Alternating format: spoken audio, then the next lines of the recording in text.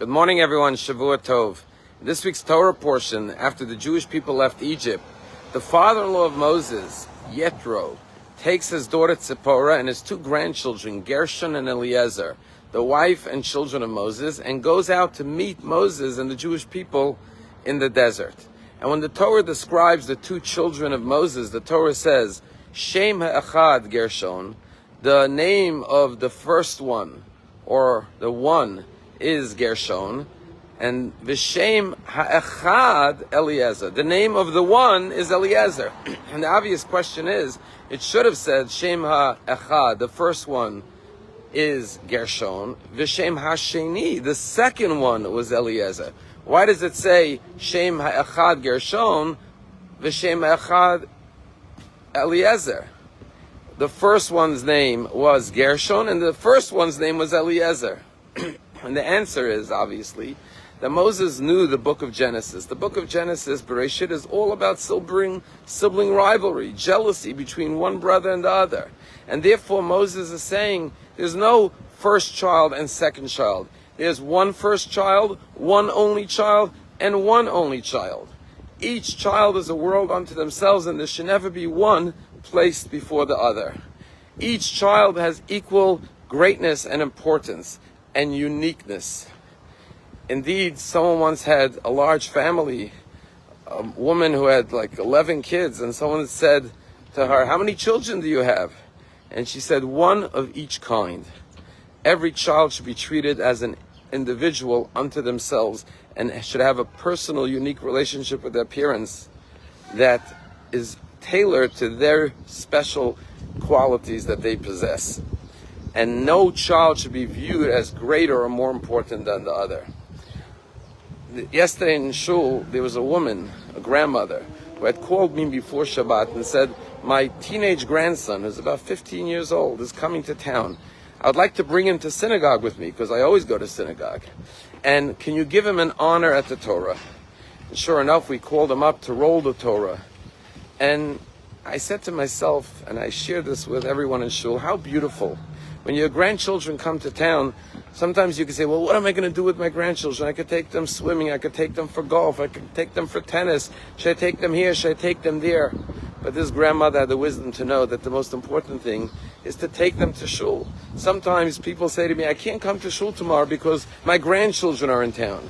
This grandmother said, I'm going to bring my grandchild to shul with me. And then this morning I met the grandfather. I ran into him.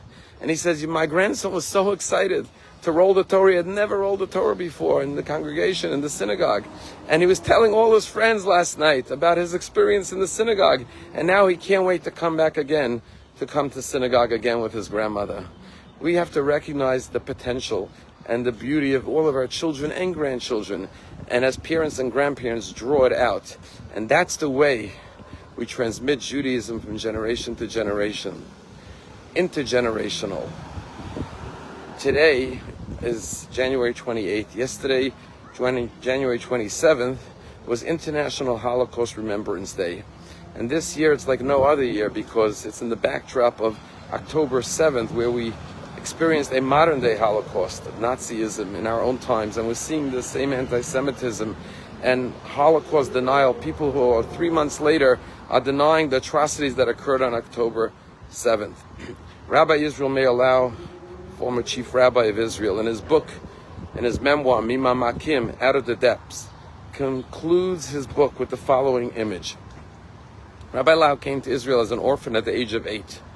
And he says, when his firstborn son, his name is Moshe Chaim Lau, was bar mitzvah in Israel, he rose up to speak at his son's bar mitzvah. And it was the Torah portion of yesterday's reading, which the concluding section deals with the war against Amalek, the first anti-Semitic evil nation that rose up to destroy the Jewish people. And the Torah then concludes the Torah portion yesterday by saying, Milchama Hashem b'Amalek, the war against Amalek for God's presence in this world is midor dor, from generation to generation. It's an ongoing battle and war against evil and anti-Semitism. But Rabbi Lau said, when I see my son, Moshe Chaim Lau, who is named after my father, Moshe Chaim Lal, who was murdered by the Nazis, whose body went up in the smoke of the crematoriums of Birkenau. He says, I understand what it means that the war against Amalek is by perpetuating Judaism midor dor from generation to generation. Our enemies seek to destroy the Jewish people, and we respond by perpetuating Judaism. And when I see my son living the same life, the same commitment to Torah and mitzvahs, wearing the same talit and the same tefillin that my father wore, then I understand what it means that the way we overcome evil, the way we overcome modern day Amalek, whether it's Nazism or Hamas, is midor dor.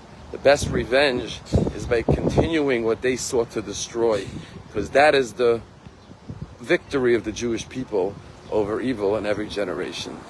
Every child, whether it's your children, every Jewish child deserves to know who they are, what their heritage is, and that they are a continuity and the continuation of the Jewish nation that goes back for thousands of years to this revelation at Mount Sinai, the Exodus from Egypt that we are studying about in this week's Torah portion.